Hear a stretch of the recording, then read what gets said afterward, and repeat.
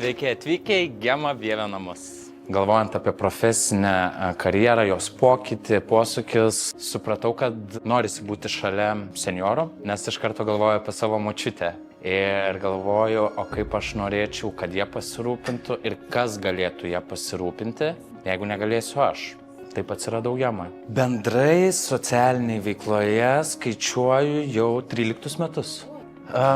Socialinis darbas šiaip, iš esmės, man nėra svetimas nuo pat vaikystės. Visuomet svajojau būti mokytoju.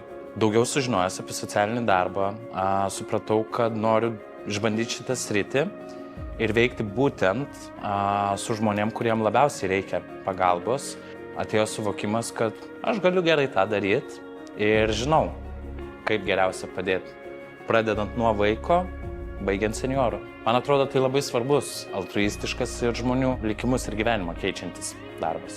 Žinau, ko reikia kokybiškom paslaugom ir žinau, kad Gema tą sugeba daryti ir yra orientuoti į kokybę. Geriausia pagalba čia ir dabar žmogui. Tai kiekviena istorija, kiekvienas žmogus sutiktas tiek profesiniam kelyje kaip kolega, tiek profesiniam kelyje kaip paslaugos, pagalbos gavėjas.